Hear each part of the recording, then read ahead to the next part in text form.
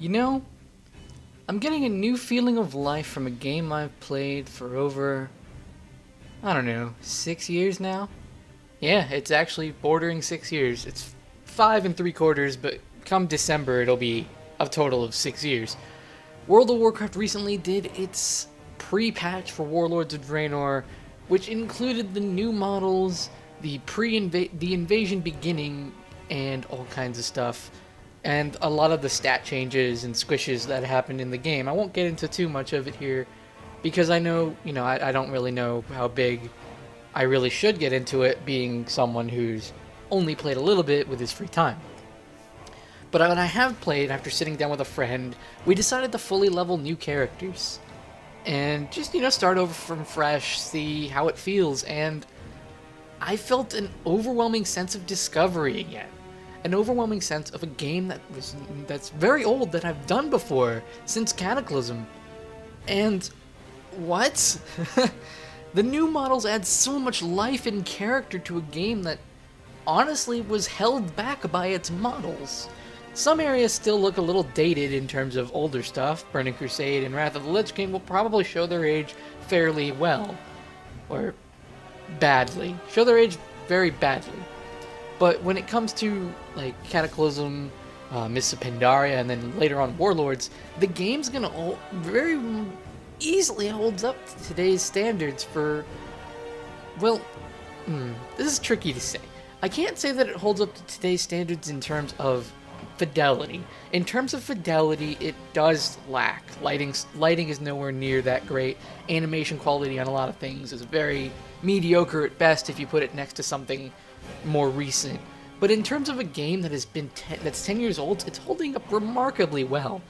The cartoony style they're bringing along with this new expansion in terms of its character models, they hold up. Like, it's mind-blowing, honestly. It's the feeling people got when the character, I feel like if I showed this game to someone that didn't know or hasn't been in the loop, they would say, well, what's this game? And I could say World of Warcraft 2. And they'd be like, they made a sequel? That's so cool! But then I could just go ahead and say, well, actually, they didn't make a sequel. It's the same game from 2004, but updated. It doesn't, it's familiar in terms of its UI, but I guarantee in key areas of the game, I could take off the UI and show you something. I've done that many times before just to see. And people had no idea that this game was World of Warcraft. The game that people say this game looks like crap. That's really cool. I apologize. Blizzard has done a remarkable job. A remarkable job in keeping its game modern-ish. I won't say completely modern, as it does show its age, again. Modern-ish. And relevant. Fun fact, too, while people were saying, is this the end of World of Warcraft? Oh my goodness. We had a Facebook message.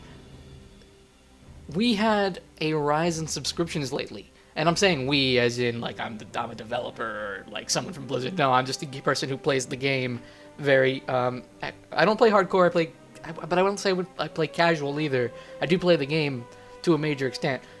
I'm a hardcore gamer who's not, there we go.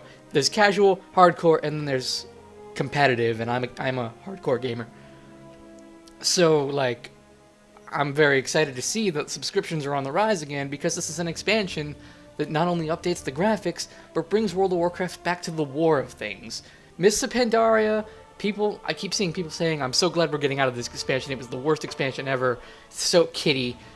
Alright, first things first, that expansion wasn't kiddie. Stop it. From the outset, it was more lighthearted in places. It was meant to bring a smile on your face, and it was also meant for people who enjoyed learning about a new, not world, but a new continent.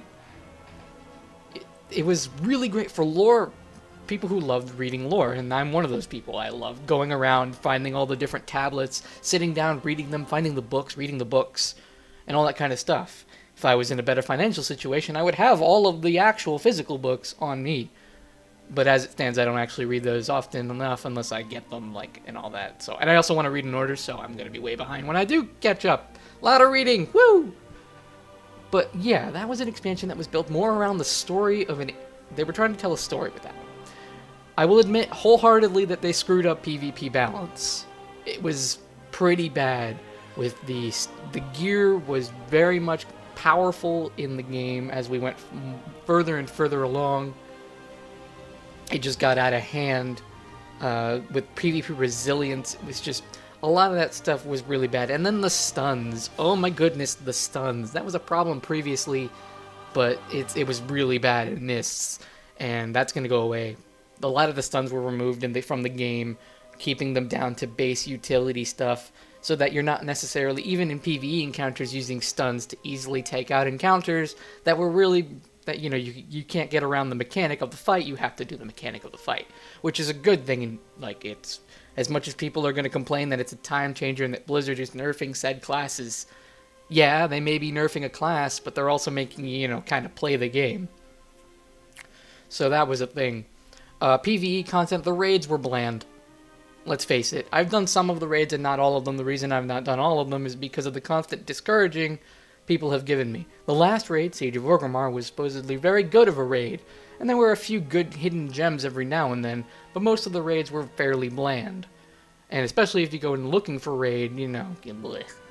That's not always the best choice, though. If you're not someone who plays competitively, it's very hard to find a raid group that's willing to work around your schedule. Alright.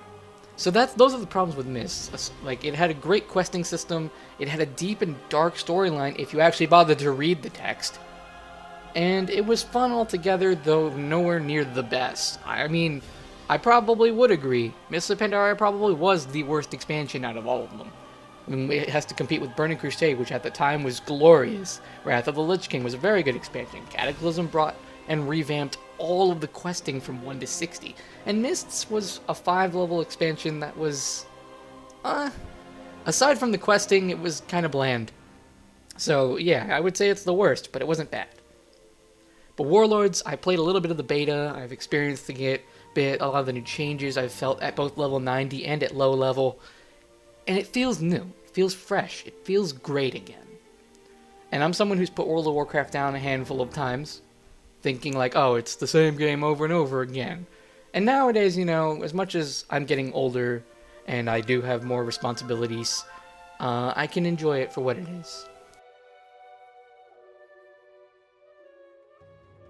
I've been on VA of Chaotic Reunion, and I hope to see you all in the next video I do.